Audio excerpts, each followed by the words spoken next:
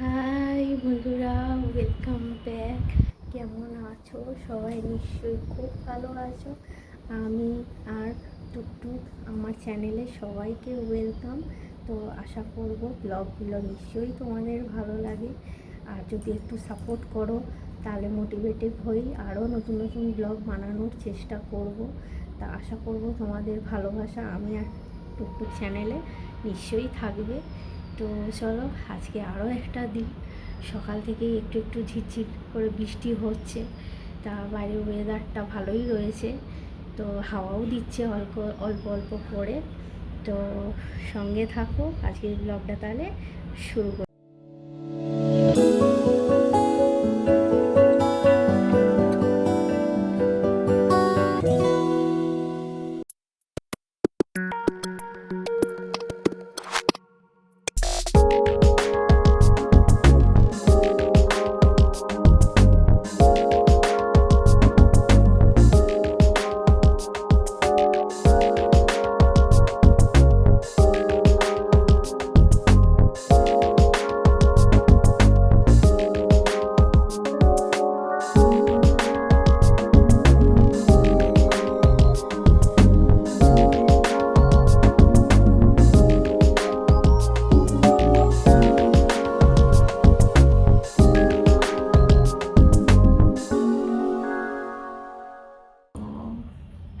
আজকে ভাবছি একটুখানি সোয়াবিন রান্না করব। তো সোয়াবিনটা আমার খুবই পছন্দ। আমার ব্লগে তোমরা দেখবে যে টুকটুকের জন্য আমার জন্য সোয়াবিন দিয়ে চেষ্টা করি একটু একটু অন্যরকম কিছু বানানোর, কিন্তু আমার খাওয়া একদমই বারণ।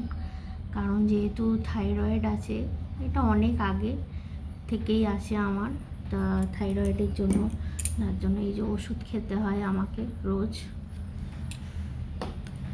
কখনো খাই, আবার মাঝে মধ্যে আবার থেকে থেকে ভুলেও যাই।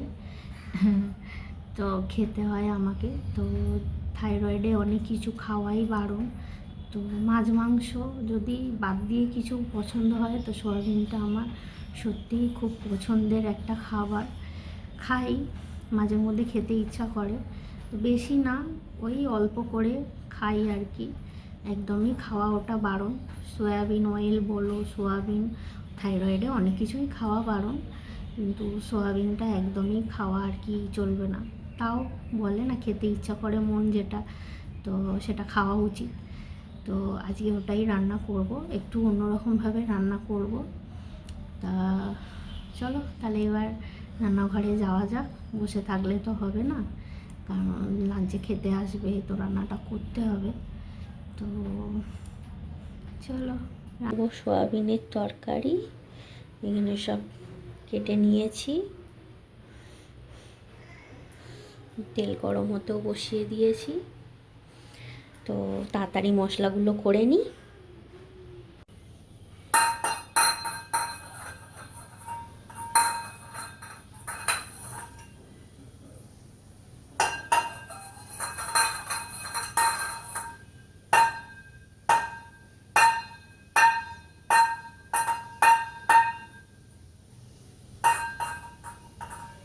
বকবে তো?